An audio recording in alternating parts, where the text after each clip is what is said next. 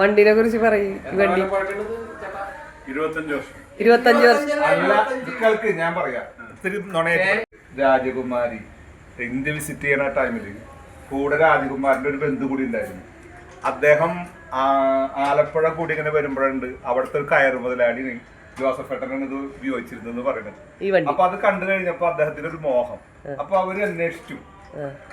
അപ്പൊ പറഞ്ഞു ഇന്നോട് ആളുടെ, പക്ഷെ അത് വലിയൊരു എമൗണ്ട് കൊടുത്തിട്ടും ഇയാൾ കൊടുക്കാൻ തയ്യാറായില്ല. അങ്ങനെ ഏറ്റവും അവസാനം ഗവൺമെന്റ് തലത്തിൽ ബ്രിട്ടീഷിന്റെ അന്നത്തെ രാജകുമാരന്മാരും അവിടുത്തെ വേണ്ടപ്പെട്ട ആൾക്കാരൊക്കെ ഇടപെട്ടിട്ട് ആ കയറ് മുതലാളിയുടെ കയ്യിൽ നിന്ന് ഇത് വാങ്ങി. പക്ഷെ ആ ടൈമില് ഈ രാജകുമാർ വാങ്ങിയ സമയത്ത് ആഗ്രഹിച്ച ആൾ കൂടി ഉണ്ടായിരുന്നില്ല. അതുകൊണ്ട് കൊടുക്കാനും പിന്നെ വില്ലിങ് അയാൾ പറഞ്ഞു വേണ്ട തന്നില്ല എന്ന് പറഞ്ഞു വെച്ചു. അങ്ങനെ അത് വെച്ചിരിക്കുന്ന ടൈമിൽ അദ്ദേഹവും മരണപ്പെട്ടു. അപ്പൊ അവരുടെ വീട്ടില് അന്ന് മുതൽ കഴിഞ്ഞ ആഴ്ച വരെ ഇരിപ്പുണ്ട് ഈ ആലപ്പുഴ. അപ്പൊ അങ്ങനെയാണ് കൊല്ലാറ അരുൺകുമാറിന്റെ മകൻ വിഷ്ണു എന്തിനോ അവിടേക്ക് പോയിരുന്ന കൊല്ലത്ത് പോണ വഴിയില് അന്ന് ആലപ്പുഴ കൂടി പോവാം എന്ന് പറഞ്ഞിട്ട് ആലപ്പുഴ പോയിട്ട് അവിടെ നിന്ന് ഈ ഇതിനെ കുറിച്ചിട്ട് ആരോ പറഞ്ഞു. ഇവന് ഇത്തിരി വണ്ടി ക്രൈസ് കൂടുതലാണല്ലോ. അപ്പൊ അങ്ങനെ അവ വീട്ടിൽ പോയിട്ട് ഇതിനെ കുറിച്ച് ചോദിച്ചു. അപ്പൊ ആരും യൂസ് ചെയ്യുന്നില്ല, തുരുമ്പ് പിടിച്ചിങ്ങനെ ഇരിപ്പായിരുന്നു.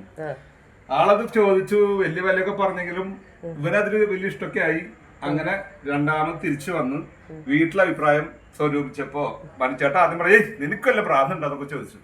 പക്ഷെ എന്നാലും ഇതൊന്നും വക വെക്കാണ്ട് വിഷ്ണു ഒരു ദിവസം അങ്ങോട്ട് നമ്മുടെ ദാസേട്ടനായിട്ട് അവിടെ പോയി. അപ്പൊ ദാസേട്ടൻ പിരിവെട്ടി ഒന്ന്. അങ്ങനെ എല്ലാരും സമ്മതിച്ച് സംഗതി മേടിച്ചിട്ടുണ്ടെന്ന്. കാശ് എത്രയാന്ന് ഇപ്പോഴും പറയാനില്ല. പോലെ ഇവിടെ 14-ാം തീയതി മുതൽ അവിടെ നമ്മള് സ്റ്റേജിൽ കയറ്റി വെക്കാൻ പോകുന്നു. ഒരു പക്ഷേ ചിലപ്പോ അവിടെ ലേലം നടന്നേക്കും. ആ ലേലത്തില് അധിക വിലക്ക് പിടിക്കുന്നത് ആരാണ് അവരായിരിക്കും ഇതിന്റെ യഥാർത്ഥ ഓണറും. ഇതിന്റെ എത്ര വിലയാണ് പക്ഷെ 50 ലക്ഷം രൂപയ്ക്ക് ഒരാൾ ചോദിച്ചു. 50 ലക്ഷം രൂപയ്ക്ക് ചോദിച്ചു. സംശയം ഈ വണ്ടി കൈകൊണ്ട് ശരി. വളരെ പഴക്കമുള്ളതായത് കൊണ്ട് തിരിച്ച് സ്റ്റാർട്ട് ഔട്ടാ.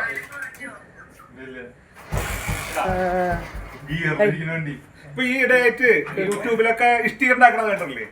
ഒരു ബുള്ളറ്റിന്റെ എഞ്ചിൻ വെച്ചിട്ട് അത് വന്ന് ചെയിൻ ഇട്ടിട്ട് ഒരു ഇഷ്ടിക ഉണ്ടാക്കുന്ന മെഷീൻ വർക്ക് ചെയ്യുന്നുണ്ട്. അപ്പൊ അതുപോലെ ഒരു ഇഷ്ടിക കമ്പനി തുടങ്ങുകയാണെങ്കിൽ ഇത് ആരും ഉപയോഗിക്കാം. അല്ല എഞ്ചിൻ വർക്ക് ഇല്ലേ? വണ്ടി അടിപൊളിയാക്കാം.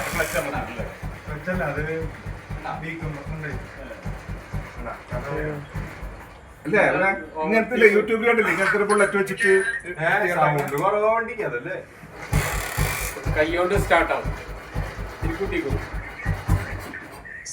പെട്രോൾ കൂടിയിട്ട് 62 ഞാൻ പറഞ്ഞ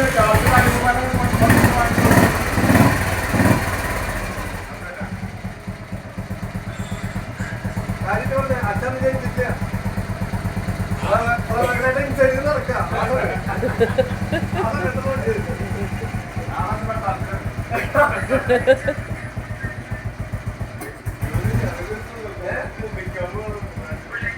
മേടിക്കുന്നത് നാട്ടിൽ കൂടുന്ന ആവശ്യം മതി.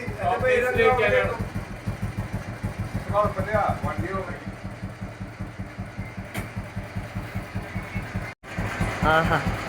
ഭയങ്കര റീച്ച് ആയിരിക്കട്ടോ ഈ വീഡിയോ.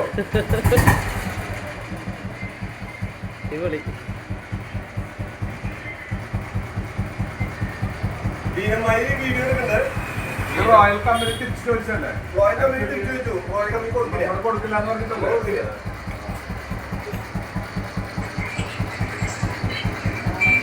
ചക്കോ നീ കാണുന്നില്ലേ? ചക്കോ വണ്ടി കാണുന്നില്ലേ? അല്ല അതിന്റെ പൊളി അതിന്റെ പവറല്ലേ?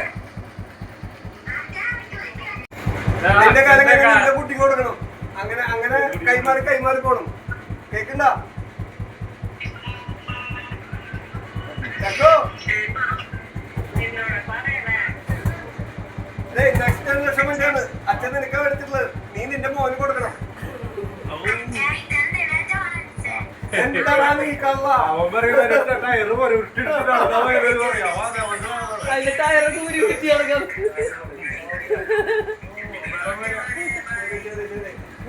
അമ്മായി ഇത് ലൈവ് ഇടുട്ടാ. അമ്മായി ലൈവ് ഇടും.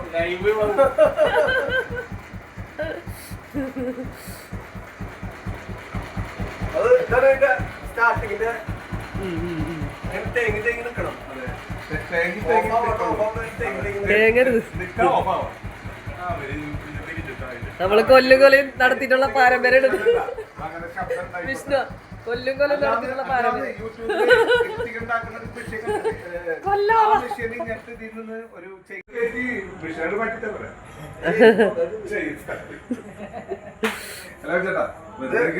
കാലത്ത് എനിക്കാ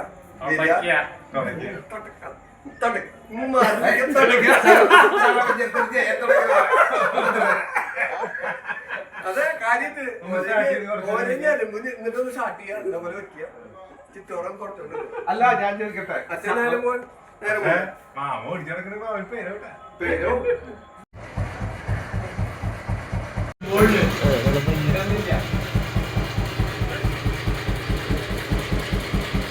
വേറെ കൂടാ